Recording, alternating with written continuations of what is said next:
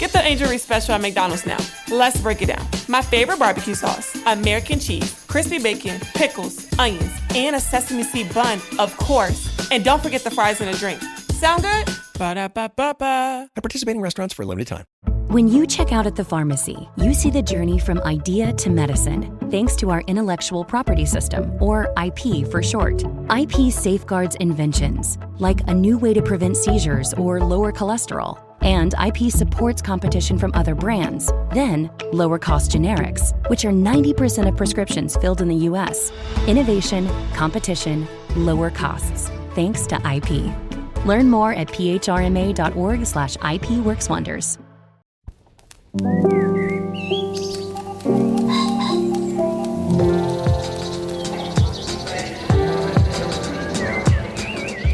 Hello, I'm Dana Stevens, and this is the Slate Culture Gabfest, the Oscars Are Streaming edition. It's Wednesday, February 26th, 2025, and this week we will be discussing, first off, the Brazilian movie I'm Still Here, an Oscar nominee in the Best Actress, Best Picture, and Best International Film category.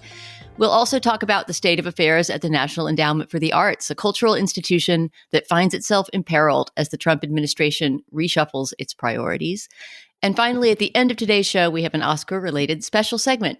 The CEO of the Academy of Motion Picture Arts and Sciences, Bill Kramer, will join Julia and I for a discussion of this upcoming weekend's Academy Awards ceremony and the future of the institution that is the Academy in a movie industry that's rapidly changing in the era of streaming. I am joined today by beloved friend of the program, Isaac Butler. Hello, Isaac. Hello. I like that, beloved friend of the program. I'm going to... Befop. Yeah, exactly. I'm going to have to get a pin made. And joining us from Los Angeles, where she's a fellow at the Annenberg School of Journalism, is Julia Turner. Hey, Julia. Hi. All right. Well, we've got good stuff this week. I'm interested in all these topics, and it's our last show before the Oscars. So let's dig in. I'm Still Here is directed by the Brazilian director Walter Salles. It's based on a memoir of the same title by the journalist, novelist, and playwright Marcelo Rubens Paiva. It tells the story of his family's life in the years 1970 and 71 after his father, Rubens Paiva, a former member of the Chamber of Deputies for the Labor Party, so essentially a left-leaning member of the Brazilian equivalent of Congress, was disappeared by the Brazilian dictatorship then in power. In the film, as the months go by with no news of their father's location, we see the job of holding the family together falling to the Paiva children's mother, Eunice, played by Fernanda Torres. Eunice herself is soon after taken prisoner by the regime, held in a cell and tortured for 2 weeks. She's subsequently released, but kept under close surveillance by the state. As it gradually dawns on her that her beloved husband and the father of her 5 children may never be coming home, Eunice, who was previously a full-time stay-at-home mom, finds herself becoming radicalized and eventually goes back to school for a law degree, becoming a prominent advocate for human rights issues in Brazil. Let's listen to a clip from the film. This comes pretty late on in the movie, and of course, it's in Portuguese, so we will try to explain what's going on here. Without spoiling too much, the men that have been parked outside the Paiva's house, observing them, surveilling their every move for months, witness a terrible event which they do nothing about. And finally, Eunice, who has been trying to keep her cool so as to not endanger her husband in captivity, finally loses it with these security guards. Tá olhando o quê? O que vocês querem? Cadê meu marido? Vai embora! Sai daqui, vai embora! Sai!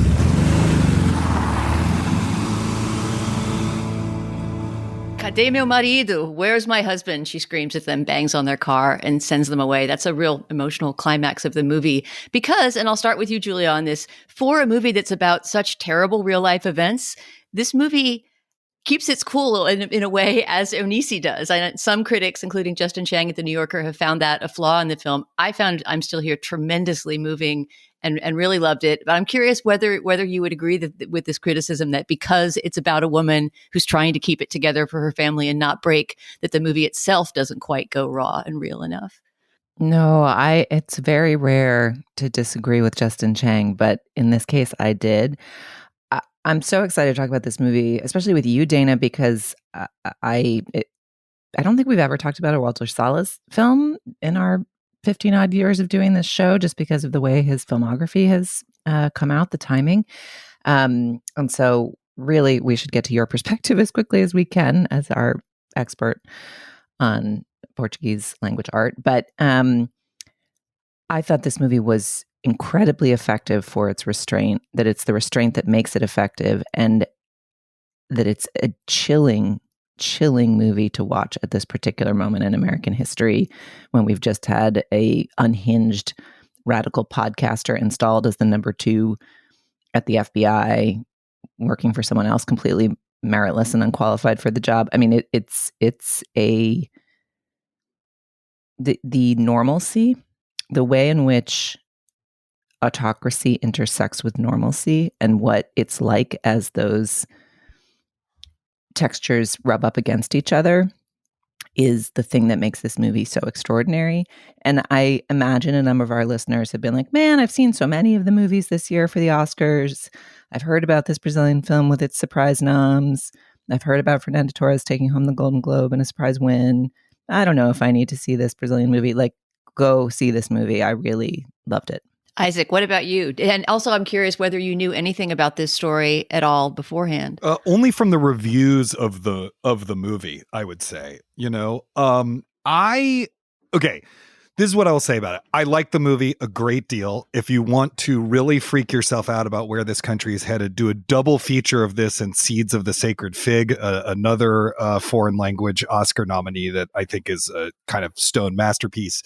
I think that the movie is I really, really liked it. I'm not trying to say anything, like it's not good. There is a moment, I would say maybe 3/4 of the way through the movie, where it executes 2 quick time jumps to let you know kind of what the denouement of the story is. And at that point, I began to feel like it was actually missing its middle act. Like, it's sort of like it goes up to the halfway point and then skips to the end. And that a lot of really interesting material was kind of left by the wayside, in that, Dana, you mentioned her transformation into a, trailblazing human rights lawyer. We stop following her at the moment she decides to go back to law school, and then we rejoin her basically at the end of her career. And to me, there's like a really interesting thing going on with that character that we then totally miss out on, if that makes sense. Like, I liked the movie enough. It could have been 45 minutes longer of her being a lawyer and the family growing up and what happens to all of them, because we've spent so much time with them. And so I felt a little actually oddly underserved by the film by its ending. I think the stuff that takes place during the dictatorship itself, the first like 2/3 of the movie, is truly amazing. I just found myself being sort of both a little bored and too disoriented by the denouement. The thing that I also did not know about this movie going in is that it was a true story. That was the one thing I did not know about it going in. And so when we got to the end and they do the thing that I hate the most in a movie, which is show photographs of the real people staged exactly the same as shots from the film, the ending of Argo, the ending of all of those things, I was like, oh, it's a true story. That explains the structural lumpiness. Like, I was literally like, oh, this is like what happens based on a true story movies. So, but at the same time, I just wanted more of the transformation of those characters as they grew older, or for it to stop when they left, one or the other. Yeah, about the time jumps, I don't want to give anything away that happens in those time jumps, but I think that part of what's happening there that might seem really rushed to us is that story is so well known in Brazil already that, as a human rights lawyer and specifically as a representative for indigenous people in Brazil, Eunice Paiva's story has been told so many times that this probably is being framed as, let's look at the part that we don't all know about, this backstory. But this whole family is really well known. In fact, the one that was most familiar to me is Marcelo Rubens Paiva, who we mainly see as a kid, a kid of about 11 or 12 for the majority of the movie, who's a pretty big literary figure in Brazil and has, published journalism, novels, plays, all kinds of things. And I didn't know that much about the backstory, except the fact that, his father had been disappeared by the dictatorship. So to me, it felt like, one of the things I love the most about it is it's a time capsule. I just love the glimpse that it provides into what Rio de Janeiro was like for an upper middle class family during the dictatorship in the 1970s. Like the texture of their family life is so beautifully rendered in the first half hour to 40 minutes of the movie. And it takes its sweet time getting to the nitty gritty stuff about the father being kidnapped by the state and held prisoner and tortured. I mean, it's not as if we go straight into that grim world. There's a good half an hour where the major conflicts are things like, is our daughter home from the movie she went to with her friends yet? Things that are affected by the dictatorship, things, it's a sort of constant worry of living under this authoritarian regime, but with the danger still sort of at the gates, and which also, of course, becomes a class commentary because it's because of this family's prominence and their material comfort that they're able to keep danger at the gates for as long as they do. And I thought all that was done in such an understated way, and that the art direction was so beautiful, and that there were just touches like, for example, the Super 8 films that the family takes, which later on become, a way of sort of showing flashbacks, and they're used at the end in a more narrative way.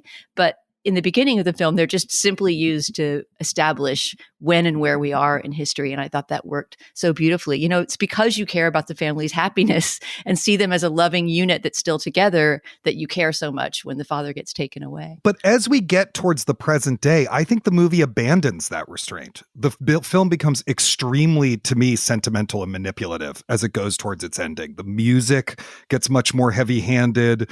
There's the thing where she's like half crying while watching the old family videos after she gets the death certificate, which just felt like, I just feel like it becomes a much more conventional and less interesting movie towards the end, even though I really liked it. I agree that the end is odd, and that it is especially odd if you don't, as I also did not know that it's a true story. Like, you're like, whoa, that's a big jump, and it seems like lots happened in the interim. And the son got a bad haircut, for example. Yes, and wound up in a wheelchair. Yeah. Like there's so much that's skipped. But I think the movie you are asking for, Isaac, is a biopic, and I do not think this is a biopic. Like, I think this is a portrait of the edge of authoritarianism and the ominousness, the worry, the what's going to come, the are we safe, and the lengths to which people can go to convince themselves that it couldn't really happen here. You're right. You're right that the movie could end. Right. That's actually what I want. You could cut both codas. I want it to end before the codas. It's with the codas that it becomes a conventional biopic, the worst of all genres. That's my actual problem with it, is that it is exactly what you describe, and it is so good at that. And then it becomes like a kind of movie that I just greatly dislike as it goes towards its end. Those could all, those scenes could be title cards. Let me mount a defense. Here's the defense, I think. The first part is about how evil slowly invades and can permeate normalcy, and how you can try to hang on to normalcy and love in the face of grief and disruption. And then I feel like the end is about how you can be still here. Like the movie is about still being here and persisting in the face of grief and loss and questions and craziness, and about the loss and the continuance and the joy and the beauty and the heartbreak of it. Like I don't know. I think if it was all implied, I'm not sure it would be as strong. I mean, it's possible also the film does something extraordinary. So Fernanda Torres, who's nominated, I mean, Dana, you should explain this part about the Brazilian actresses and the interesting casting choice in this film. Yeah, well, this is what I was going to say about the second coda, where we see the character of Eunice, formerly played by Fernanda Torres, as an old woman, right? We skip way ahead to 2014. And obviously all the children are now played by adult versions of themselves. But also Fernanda Torres, instead of having age makeup, is played by an old woman who is the movie's secret weapon. And here is a part where, I mean, I was so far from finding the ending not satisfying, Isaac. I was in complete tears for the entirety of that second coda. And in large part, it was because of the card this movie has to play, which is that Fernanda Torres' mother, Fernanda Montenegro is her name, is also an actress, a venerable Brazilian actress who's now 95 years old, I believe. So she's playing her daughter's own older self, and I think phenomenally well with using no dialogue at all in that scene.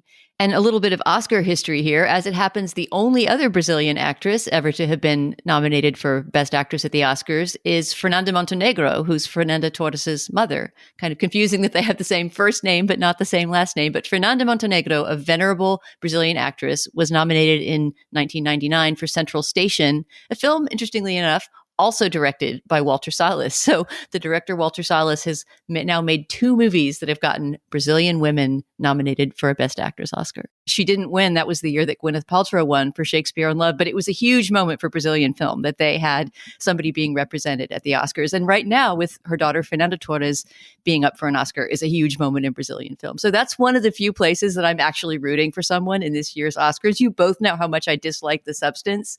Fine, Demi Moore did a good job screaming and looking horrified when she had to scream and look horrified 50 times in that movie. She did it as well as anyone could. But what Fernanda Torres pulls off in this movie is so much harder and so much more impressive. And it would be such an incredible moment for Brazil if she won. So she's the one I'm rooting for. Yeah, I mean, I liked The Substance. I know you didn't. I liked The Substance, but I also think that what Demi Moore does in The Substance pales in comparison to Marianne Jean-Baptiste in Hard Truths, who wasn't even nominated, and I think gives the most kind of Titanic performance of the year, or Fernanda Torres, who's incredible in this movie. Like, if there's only one, there's many reasons to see this movie. It's very good, but one of them is just like Fernanda Torres's performance is so complicated. It's doing so many different things so well, and she charts this like real arc with this character who most of the time cannot express how she actually feels because she's trying to protect her children from fear, from the fear of the world that they're in. It's an incredible performance, and I hope she wins. She's trying to protect them, and then she also ends up perpetrating her own secrets from them and withholding information from them. I mean, it's so complex what she's doing. Yeah. I just think it's terrific. And we all really loved Seat of the Sacred Fig on this pod. And that's a great movie too. But if I were to send you to one edge of authoritarianism movie, I think this one, I don't know, really wrenched me and feels like it speaks to our current moment. And I wouldn't skip it. For what it's worth, it also speaks to Brazil's current moment, and Brazil has responded to it hugely. I mean, there were some very far-right attempts in Brazil to suppress this movie or put out disinformation campaigns about it, try to keep people away from it. But either in spite of or because of those campaigns, it is one of the most watched movies in Brazil for years. I think it's the highest grossing movie there since COVID for sure. And it's just kind of great to see at this moment that Jair Bolsonaro is actually having to pay some consequences for plotting to overthrow the government, that, Brazil is loving this movie about its own kind of resistance to the dictatorship. Anyway, they're doing a better job than we are at the moment. Well, and the movie is also about fighting to remember and record the atrocities, and you're right that it doesn't tell it chapter and verse, Isaac, but that's what it gets to.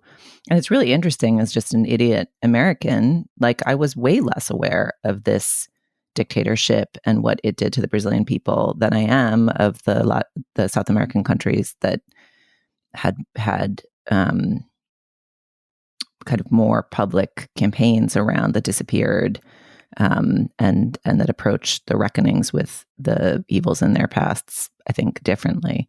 So I learned a lot from this film, and I loved it, and I wept on about 70 occasions. Yeah, same, Julia, same. All right, I would send people to it strongly. I think we all pretty much would. Yeah. I'm Still Here. It's only in theaters now. Go and see it in theaters. Support your local movie theater, but keep your eye out for it at any rate. Yeah, it's coming to streaming in a couple weeks too, I think. And let's all root for Fernanda at the Oscars.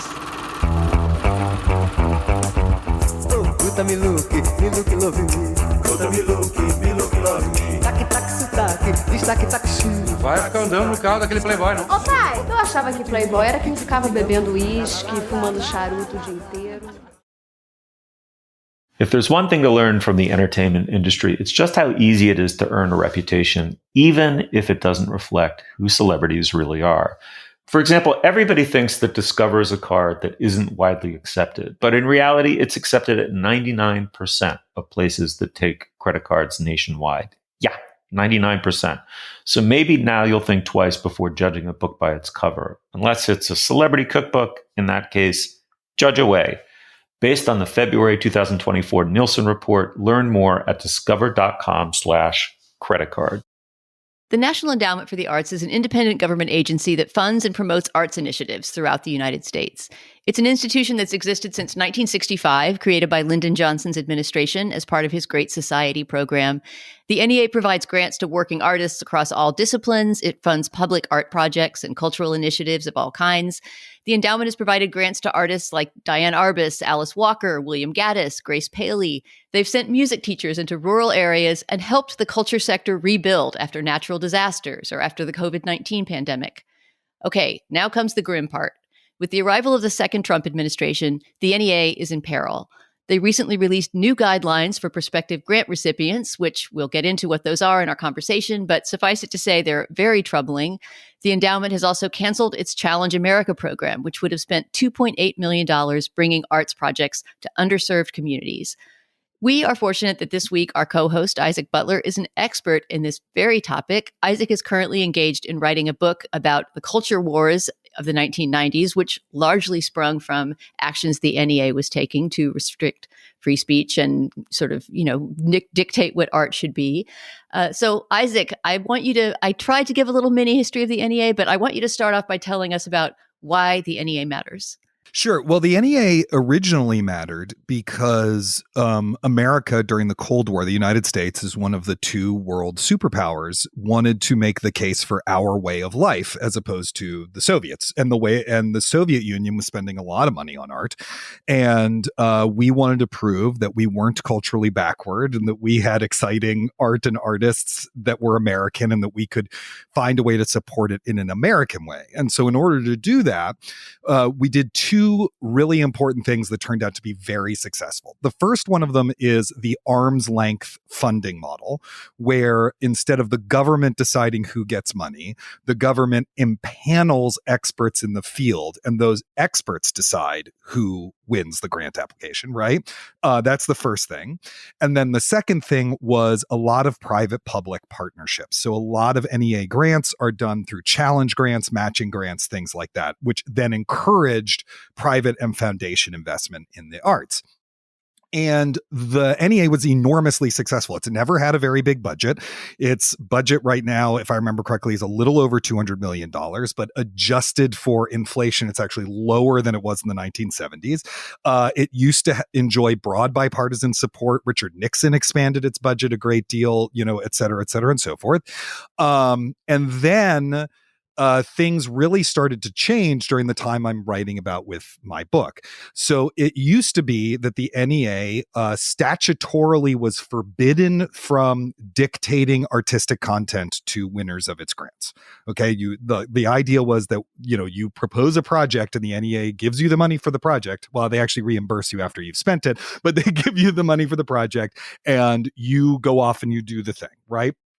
But basically a very coordinated effort of the right wing, and particularly the religious right, through such wonderful figures as Senator Jesse Helms, managed to get that language changed and to insert decency provisions into the NEA's rules so that you had to take decency into account when deciding which grantees to award the money to, and the grantees had to take that into account when making the art. That was challenged all the way to the Supreme Court, and we lost. And so that rule's been on the books. And in the meantime, there's been all sorts of other stuff that happened with the NEA that sort of tamed the amount of work, the kind of work that it does. So it no longer provides grants to individual artists, for example. There's a lot more focus on arts access and stuff like that. What's different about these new rules, and especially troubling, is what they say now is that if you get a grant from the NEA, in order to be eligible for it, et cetera, and so forth, your organization has to attest that it does no DEI programming at all, and that it does nothing none of the money will be spent on anything that is, quote, gender ideology, end quote. And of course, both of those things are not detailed in any complexity as to what they mean.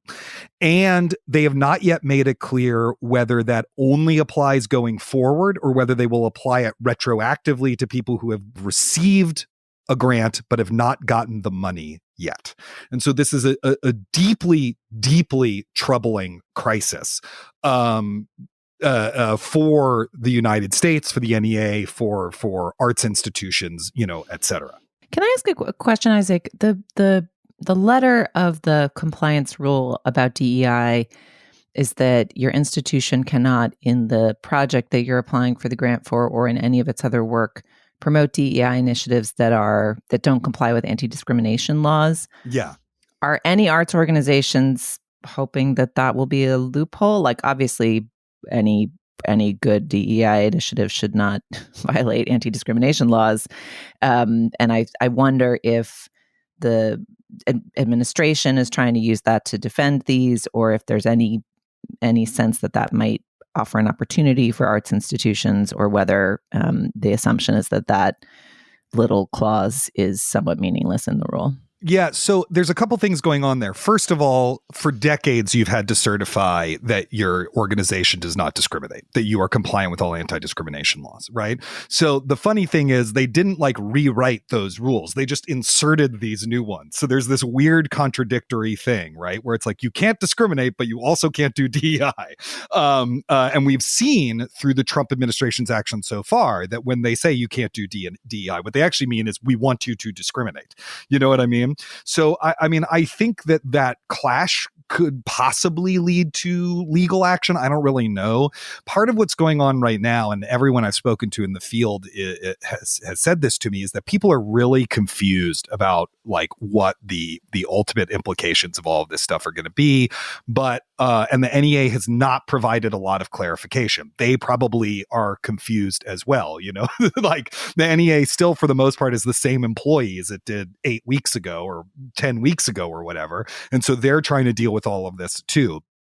But as of now, it looks like if your company does any DEI work, or if this is quote unquote gender ideology, whatever that means, you can't get a grant, or if you are shown to do it, they can ask for their money back. So it's real bad. I don't think there's a lot of loopholes. Isaac, I know you're in the process of writing about this right now, and I'm curious whether there's a kind of after you explain what you've just explained to us, if there's a kind of call to action in your piece and what that would be. I mean, what would people, whether they're recipients or prospective recipients or people that work in an arts institution in some way, what can people do to stand up to this? Sure. So the big thing here is that in the period of time that I'm writing about in my book, all of the big mistakes that people they made because they were scared that the NEA was going to be eliminated. Okay. And so they sort of preemptively compromised in the hope that the right would back off and then they could protect the NEA. That did not work. Every time they tried to compromise on this stuff, the right was emboldened and they asked for more and more and more concessions, and so what I think we have to do now is say to ourselves, as much as this really breaks my heart, because the NEA has been a thing that I have been a thing that I've been passionate about since I was literally a teenager, that we have to say to ourselves that it is okay if we lose the NEA, that it is preferable to lose the NEA than to allow this thing that they are doing right now to continue. And I think once you do that, it frees up the imagination to consider some other moves, like turning down grants, like the people who are impaneled refusing to do their panels, which happened last time, and that was actually pretty effective, like suing the bejesus out of them. There's going to be a lot. The federal government does a lot of arts awards. There's we haven't even talked about the Kennedy Center, but there's everything from the Kennedy Center of Honors to the National Medal of Arts. One of the things that was really effective last time was Leonard Bernstein and Stephen Sondheim turning down their National Medals of Arts and saying, no, not while you're doing this stuff here. We're not going to lend our name to making you look better. There's a lot of those kinds of refusing to participate and making it understood that we're not afraid to lose this thing if that's what it comes to. Right. If the alternative is making it a kind of propaganda mouthpiece for the state, right? And let us also say that these institutions have worked, not all of them, but many institutions have been engaged in difficult, not entirely successful work, particularly post the George Floyd uprising, to do right by their employees and stakeholders of color and LGBTQ audiences and things like that. And you would be betraying them in that work that you did if you're going to take money and eliminate your DEI programs.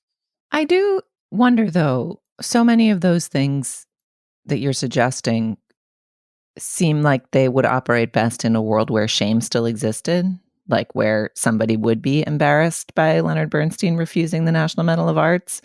And it's just hard to imagine that being a super effective lever in our current environment. I mean, just to briefly go over to the award side of the house, the Kennedy Center, which is, I think, in some ways a much less significant institution in how much support it provides for arts and artists across the country, but is a very important symbolic place where culture is officially celebrated by the U.S. government, and also, a pretty big arts institution for people in Washington, D.C. that has all kinds of stages and is putting on all kinds of performances at different levels all the time.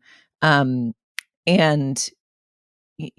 over there, the Trump administration has ousted the long-serving chairman of the board, who was one of the founders of the Carlyle Group, like not exactly a radical. And Donald Trump has named himself the chairman of the board. Other board members like Shonda Rhimes have quit.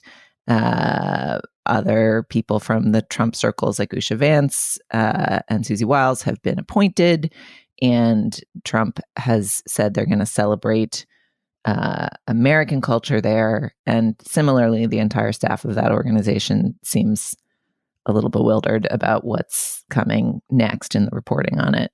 But the kinds of honorees that they seem to be talking about and thinking about don't seem to be the Leonard Bernsteins of the world, right? Whom they would then be chagrined to be turned down by. Right. No. I'm just saying that's the kind of thing in the past that worked, and we need to find our version of what that is today. I mean, in the Kennedy Center's case, the board is supposed to be 50% Democrat and 50% Republican appointees. It is illegal to do what Trump has done with the board there, and someone should be suing over it. I mean, there are laws about this sort of stuff, right?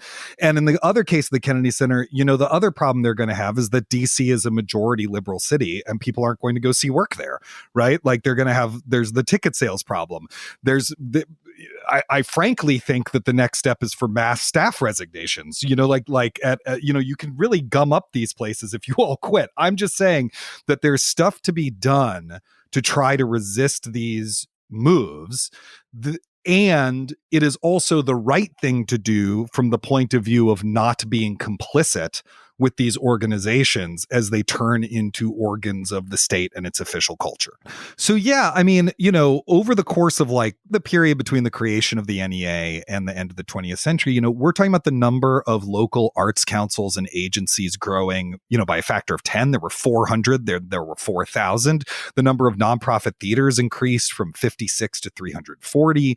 The number of symphony orchestras nearly doubled from 980 to 1,800, and dance companies grew by a factor of 18. So just on like a Johnny Appleseed level, do you know what I mean? The NEA was enormously effective in providing early seed money to a lot of organizations, and then sustaining money to those organizations once they were developed. I mean, one of the reasons why we have a regional theater movement, for example, to pick the art form I care the most about, is because of the National Endowment for the Arts giving those early theaters, Arena Stage, the Guthrie Center Theater Group, Seattle Rep, et cetera, and so forth, seed money and then sustaining money for the first few years. It's so interesting to think about it in the context of other startling news this week, with the United States being one of very few countries in the United Nations that refused to condemn Russia's invasion of Ukraine.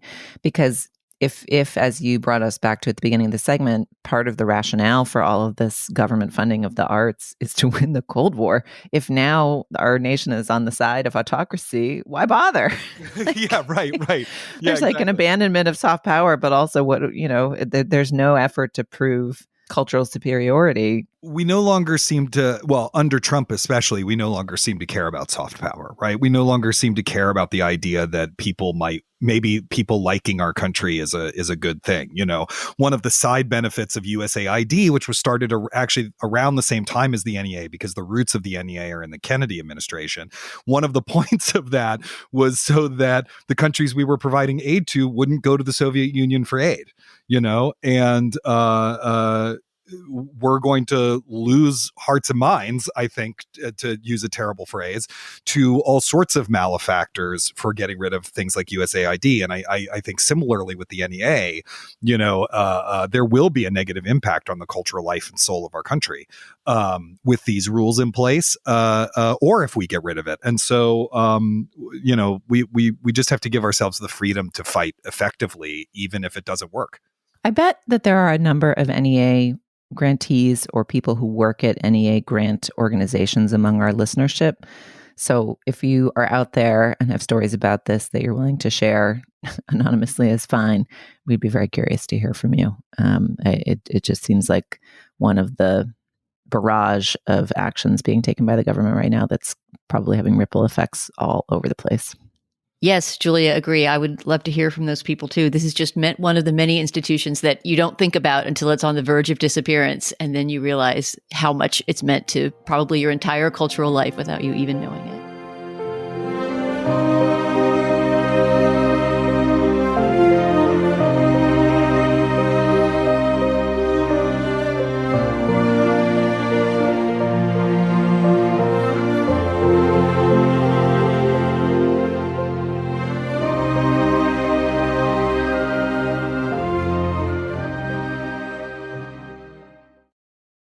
This podcast is brought to you by Progressive Insurance. You chose to hit play on this podcast today. Smart choice. Progressive loves to help people make smart choices. That's why they offer a tool called AutoQuote Explorer that allows you to compare your Progressive car insurance quote with rates from other companies. So you save time on the research and can enjoy savings when you choose the best rate for you. Give it a try after this episode at Progressive.com. Progressive Casualty Insurance Company and Affiliates. Not available in all states or situations. Prices vary based on how you buy. I can say to my new Samsung Galaxy S25 Ultra, hey, find a keto-friendly restaurant nearby and text it to Beth and Steve. And it does, without me lifting a finger. So I can get in more squats anywhere I can. 1, 2, 3. Will that be cash or credit? Credit. 4. Galaxy S25 Ultra, the AI companion that does the heavy lifting so you can do you. Get yours at Samsung.com. Compatible with select apps. Requires Google Gemini account. Results may vary based on input. Check responses for accuracy. Since 2022, Bill Kramer has been the CEO of the Academy of Motion Picture Arts and Sciences. Prior to that, he was the head of the Academy Museum in Los Angeles, and he spent many years working in fundraising and development for that museum, along with many other great cultural institutions, including the Brooklyn Academy of Music, which is right around the corner from me and a place that's indispensable to the cultural life of New York City. We were very lucky to get a chance to talk to Bill the week before the Oscar ceremony about the current state of the Academy, and we jumped at that chance. Bill, welcome to the Slate Culture Gabfest. Thanks, Dana. It's fantastic to be here. Bill, I'm so excited you're here. We got to meet in my previous LA Times life, but it's very fun to talk to you on the eve of the Oscars, which are coming up this Sunday. Will be hosted by Conan O'Brien, and for the very first time are going to be available to stream on Hulu for the cord cutters out there. So I want to circle back around to that. But just as you're thinking about the texture of the show, I would love to start with Conan. I was super surprised to learn that he's never hosted the Oscars before. He seems like the sort of person who would have. I guess he hosted the Emmys a couple times in the aughts. And, you know, he's both a classic TV talent, but also has this whole new podcasting empire and multi-generational fans.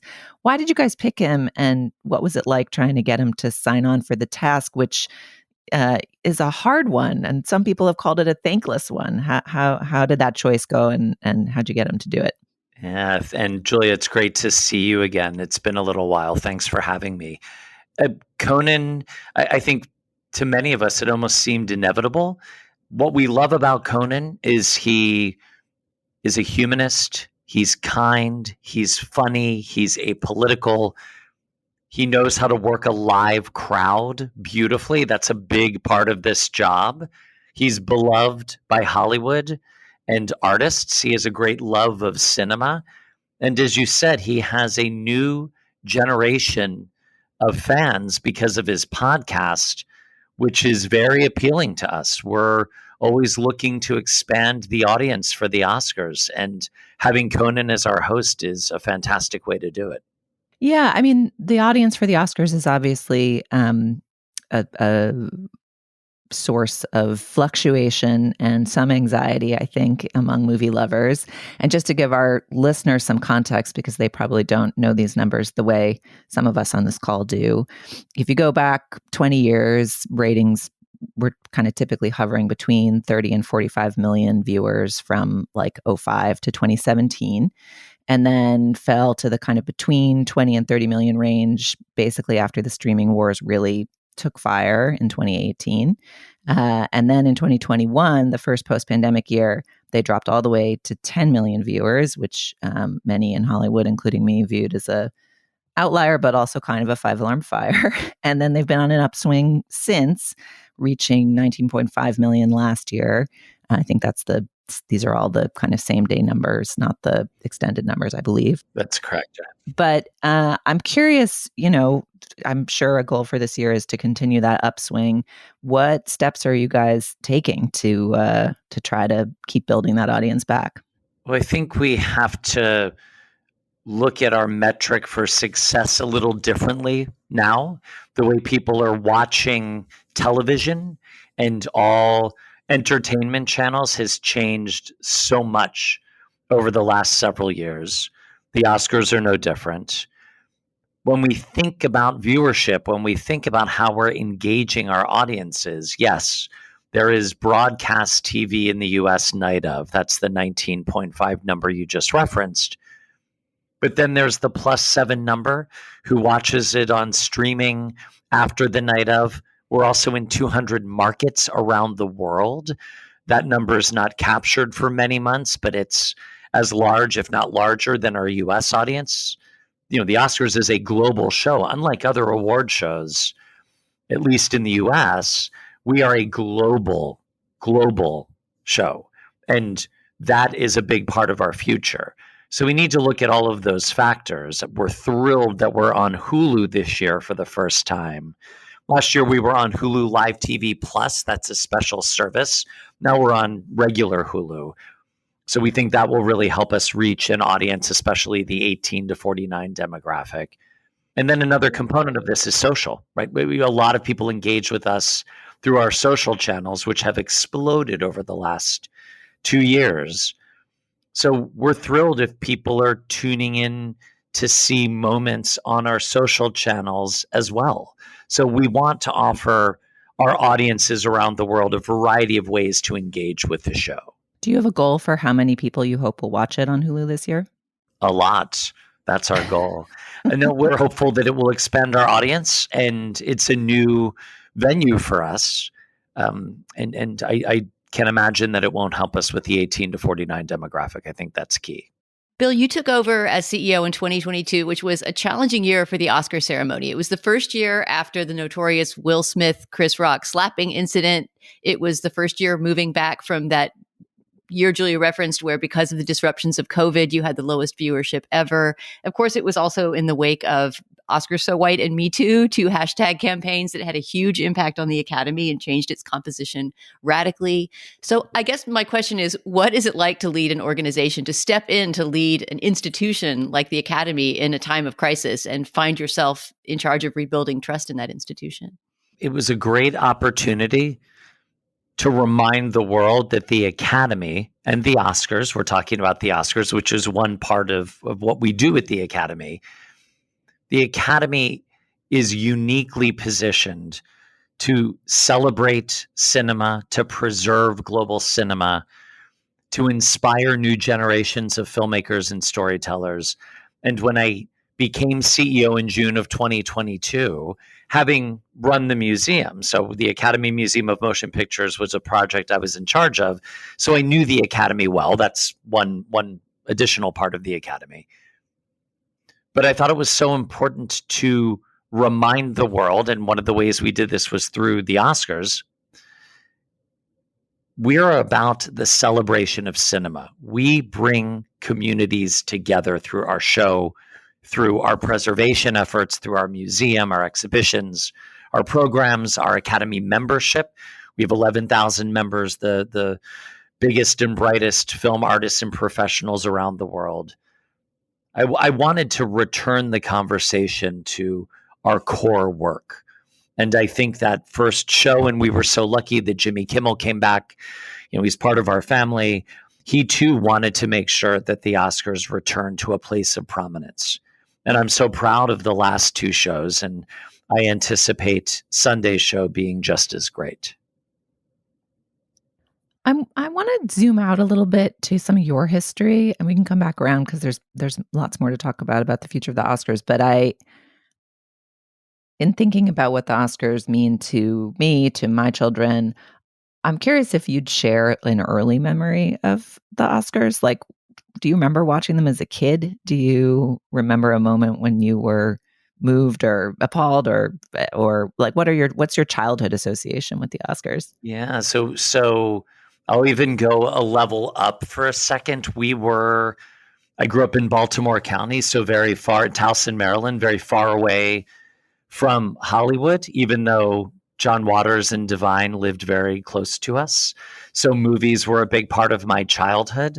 My parents took me to see What's Up, Doc when I was 4 years old. So we were a movie-going family. I don't know if that was great parenting, but they did it. My love of Barbra Streisand started at that point. But we were a movie-going family. So the Oscars were always a part of what we watched. I remember rooting for Faye Dunaway as a kid, and for Jane Fonda. I had my favorites. So it felt very far away, but from me and from my life. So I, of course, never thought I will be a part of this someday. But it was a huge part of what drove the conversations in our house, whether it was film or pop culture, television, entertainment. But the Oscars always represented the best of the best, and it still does. One of the big debates around the Oscars for the last few years, of course, has been about theatrical distribution for films as more and more of them become available on streaming or are even, produced and distributed by streamers. How do you think about that debate? And the requirements have shifted a little bit to navigate the pandemic and then to adjust for the years afterwards. But where do you see the requirements around theatrical distribution heading over the next couple of years? So, and Julie, I think you know this, a few years ago, we did increase our theatrical eligibility requirement for Best Picture. Instead of one market, you now have to play in 10 markets. And that was one of the ways, it was to encourage people to see movies in theaters. That's very important to us. We want our artists to have their work seen and heard in a theatrical setting, if possible, with the best sound, projection, lighting. But we also wanted to make sure that films received theatrical releases beyond New York and Los Angeles, because we wanted people throughout the country to experience these films in theaters. And it's not an onerous requirement. I think we live in a world where theatrical and streaming coexist and will continue to coexist.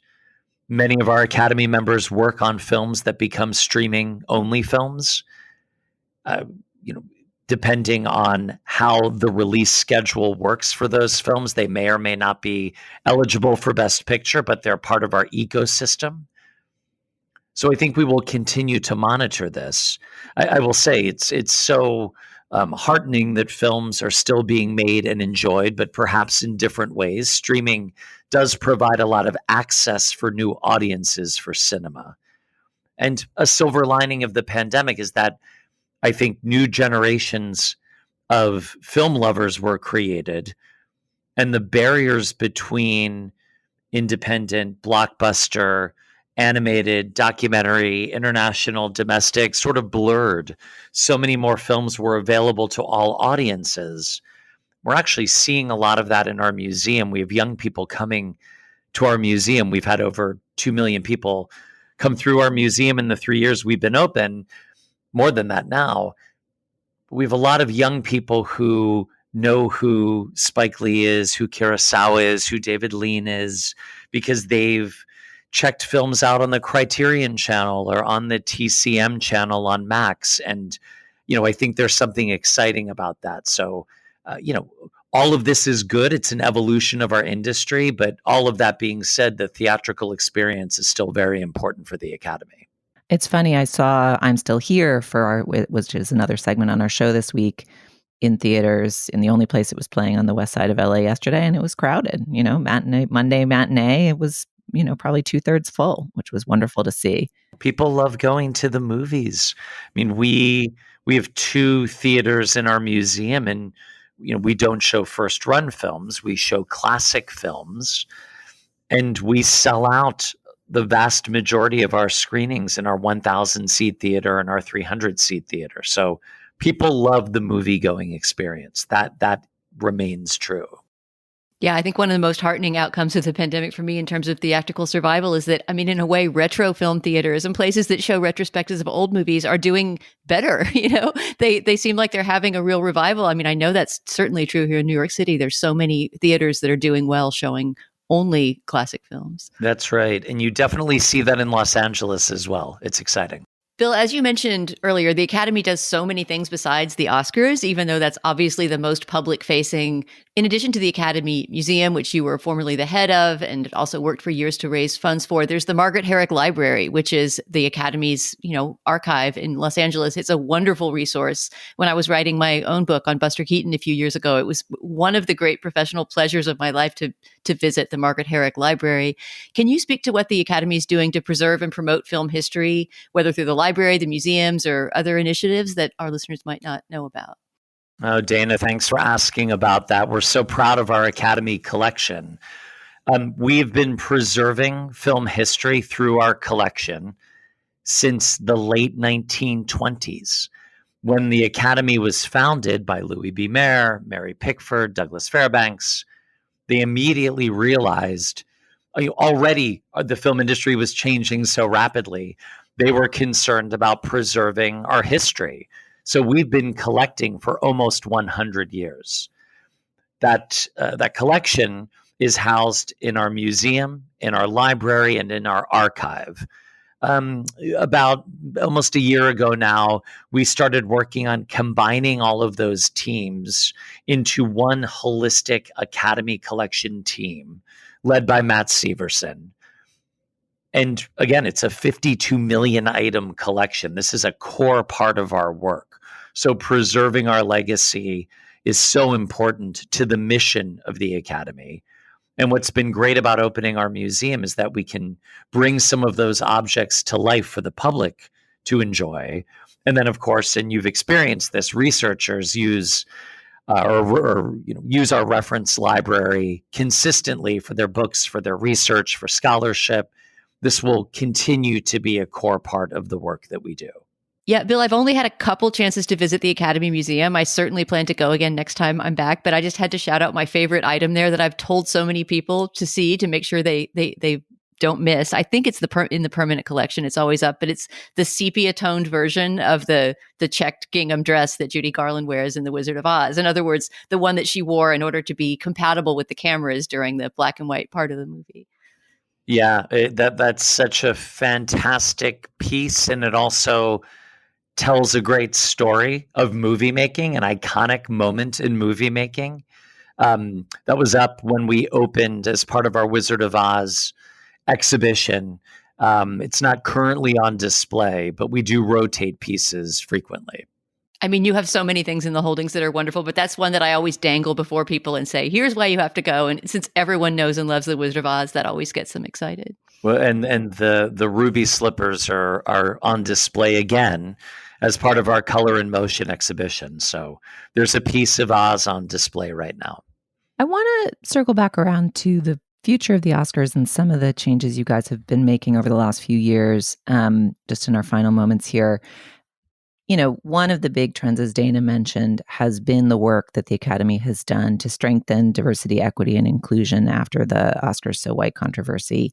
The Academy pledged to double the number of members who are women and people of color it did that and, in fact, tripled the number of members who were members of color by the deadline it had set for itself. And then following on that, it announced another diversity initiative that films hoping to qualify for the Best Picture category had to meet some inclusion standards, both on camera and behind the scenes. Those rules, I believe, first went into effect last year. And I'm curious how you think that effort is working, what you learned from that first year and what, if anything, you adjusted or might adjust going forward.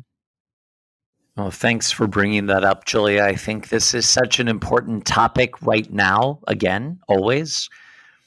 But I'll start with the Academy's commitment to equity, inclusion, accessibility, diversity is not wavering. And that's embedded throughout everything we do, how we collect, how we curate in the museum, how we program our screening series and our talent development programs. We have incredible talent development programs that run from K through 12 through early and mid-career filmmakers. And it's also a big part of how we look at our membership and our incoming classes. We're a global organization. When we think about diversity, diversity also means global. So a big part of the work that we're doing is reaching out to the world and embracing the global film community. And our last few classes of new members were more than 50% non-US. And I think that's reflective of how people are making movies and watching movies today. So this is really exciting. And we're not planning to decrease these efforts at all.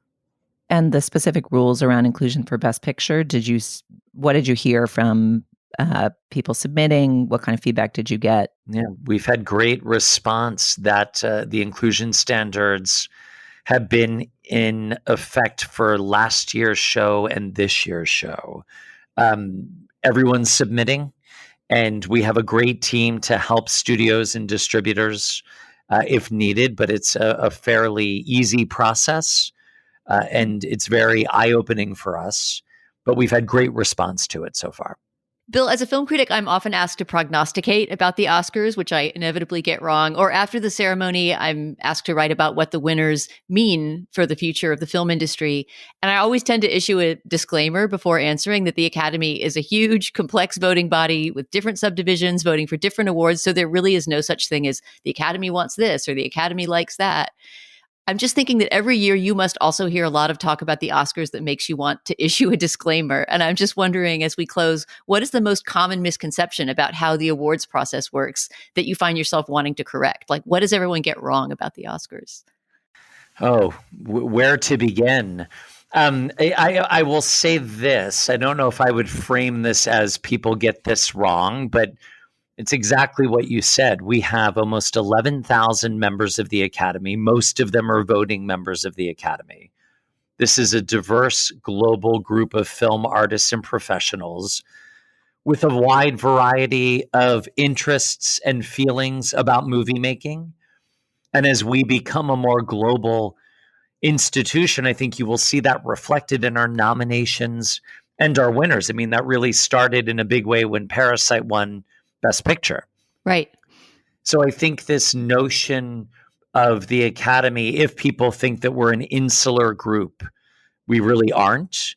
And I think you're seeing that reflected more and more in our nominations. You definitely see it this year. Even in I'm Still Here, the Brazilian movie getting so much attention and going up not just for Best International Film, but for Best Picture. That's right. That's right. Exactly.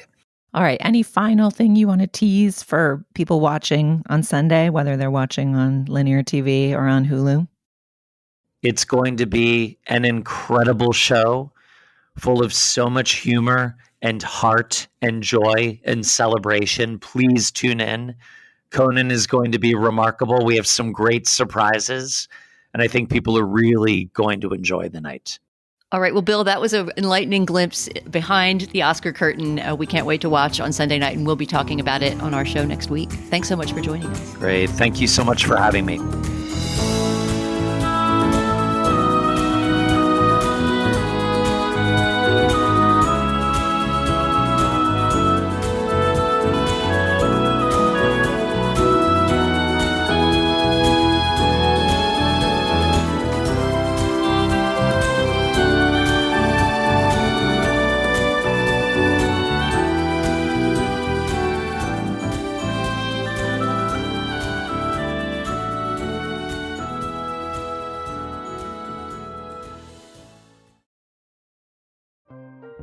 This episode is brought to you by Atlassian. Atlassian makes the team collaboration software that powers enterprise businesses around the world, including over 80% of the Fortune 500. With Atlassian's AI-powered software like Jira, Confluence, and Loom, you'll have more time to do the work that matters. In fact, Atlassian customers experience a 25% reduction in project duration per year. Unleash the potential of your team at Atlassian.com. Atlassian. This episode is brought to you by Indeed. When your computer breaks, you don't wait for it to magically start working again. You fix the problem. So why wait to hire the people your company desperately needs? Use Indeed's sponsored jobs to hire top talent fast. And even better, you only pay for results. There's no need to wait. Speed up your hiring with a $75 sponsored job credit at Indeed.com/podcast. Terms and conditions apply. It's the time in the show when we talk about the business. Julia, what have we got? Yeah, we've got 2 items this week. The first is to tell you about our Slate Plus bonus episode available to Slate Plus members in their feeds. Today, all 3 of us will answer a listener question about how we handle it when we and our partners want to watch different things. Do we suck it up? Do we separate? How do we navigate our cultural watching in our households? If you're not yet a Slate Plus member and you want to hear that segment, you can sign up today at slate.com/culture plus. Members get ad-free podcasts and lots of bonus content like the Slate Plus segment I just mentioned. You'll also get to hear members only programming on other Slate shows like Slow Burn and the Political Gabfest. And members get unlimited access to all the great writing on slate.com. You'll never hit a paywall if you're a Slate Plus member. And of course, you'll be supporting our work and the work of our brilliant colleagues. We have actually one special bonus. Our next week's Slate Plus segment is going to be an instant recap of the Oscars. Typically, we'll wait and talk about the Oscars when our show normally drops on Wednesday. This week, we're going to contrive things to review it on Monday. So you'll get your Slate Plus bonus segment early and can reflect on the Oscar glory or calamity along with us as you are digesting the show the next morning. So just one more reason to sign up for Slate Plus. These memberships are really important for Slate, so sign up today at slate.com/culture plus. Again, that's slate.com/culture plus. Or subscribe now on Apple Podcasts by clicking Try Free at the top of our show page. All right, Dana, what have we got next? Well, sadly, we've reached the moment in the show when we endorse. Not sadly because I don't like endorsements, but this has just been a good show and I'm sorry for it to come to an end. Isaac, what did you experience this week that gave you a cultural spark of joy? Okay, so this wasn't this week because mostly this week I've been just in my basement worrying about the National Endowment for the Arts or going to see I'm Still Here. But I have an I'm Still Here related endorsement. Originally, I was going to endorse the movie Missing. Dana, I'm going to guess you're a fan of the movie Missing, the Costa Gavras film about... the Sissy Spacek? Yeah, Jack Lemmon. But guess what? It's not streaming anywhere. It's not currently available. So instead, I'm going to recommend his earlier film, Z, which is widely available. You can stream it for free on Hulu. If you've never seen it, it's from 1969. It's by the amazing kind of socially conscious anti-fascist filmmaker Costa Gavras. It's a very thinly fictionalized dramatization of the assassination of a real-life Greek politician and its aftermath. It has a murderer's row of great actors in it, including Yves Montand, the great Yves Montand, and also Jean-Louis, help me out here, Dana, Trintignant. The great Jean-Louis Trintignant. Yes, absolutely. It's got a murderer's row of great French actors in it. It's a really, really stunning, effective, brilliant, angry, anti-fascist movie that I just highly, highly, highly recommend. And then I will say, if Missing is ever available on streaming again, do yourself a favor and watch Missing, another great movie about forced disappearances in South America. Oh, yeah. Costa Gavras is one of the great political directors. I feel like anytime there's a list of greatest movies about politics, right, about world politics or political events, Z will appear on that list because there's no other movie like it. And it feels so present and a little bit like the Battle of Algiers. It feels like a documentary, even though it's a fictionalized version of real events. Julia, what have you got? I'm going to endorse something that actually you all discussed on the show on a week I wasn't here, but it's the book Doppelganger by Naomi Klein. And it's such a strange conceit. The conceit is that during the pandemic, and to some degree before, Naomi Klein, the scholar and author of the hit anti-corporate book No Logo in the late 90s, began to become confused with Naomi Wolf, the author of the hit 90s feminist tract The Beauty Myth, and then a number of subsequent books, all during a time in which Naomi Wolf seemed to go further and further down conspiracy rabbit holes. And she describes very well in the intro to the book how she became fixated on this doppelganger, this other smart Naomi that she kept getting confused with on Twitter and in various other formats. And first of all, it's a great read, which an abstract nonfiction memoir about the psychological and political concepts of doubling doesn't necessarily sound would be. It sounds like it could be kind of dry and abstract, but it's really vividly written and compelling. And it's just, I appreciate the points for degree of difficulty, at the Olympics, it's like, how'd you do it? And also how hard is the thing you tried to do? What an insane thing to try to do, to write a whole book about your fixation on this other scholar who's going a little cuckoo. It's very hard to do that without seeming vindictive or yourself crazy, or it's just like a triple-double, half backflip gainer, whatever, with a sow cow, etc. Put your high degree of difficulty from all the sports together. And I'm only about halfway through it, but it's crazy to see the assurance with which she is pulling off this just bananas difficult concept. So, and then it also feels very pertinent to the what is real moment that we are currently living in. So Naomi Klein's Doppelganger, strong recommend. Yeah, I remember when that book came out and it was so glowingly reviewed and everybody was reading it and talking about it, thinking, how could there be a whole book in that? How is it possible? I've only read an extended excerpt from the book, but I know Steve agrees with you. If he was on the show this week, he would be jumping up and down. Dana, what have you got? Actually, Steve hasn't done his melodic intonation of my name in some time. We have to have him bring back that audience favorite. All right. Like you, Isaac, I am inspired by our film this week. I'm Still Here to recommend a movie. When I was talking in our segment on I'm Still Here about how much I loved the first half hour or so, that is just this really warm evocation of what it was like to live on the beach in Rio de Janeiro in the 1970s, I thought of another Brazilian movie from a couple years ago, a documentary called Pictures of Ghosts, that's now out. It's streaming in various places. I think it's on Criterion and Mubi right now. And Pictures of Ghosts is a documentary by the Brazilian director Kleber Mendonça Filho. He directed Bacurau, which was a Brazilian movie that kind of broke through to the American marketplace a few years ago. I really loved that movie, Bacurau. It was on my 10 best list for that year, I think. Pictures of Ghosts is basically a movie memoir. It's Kleber Mendonça Filho looking back at his childhood and adolescence in Recife, a city in the north of Brazil, and all the movie theaters that he loved.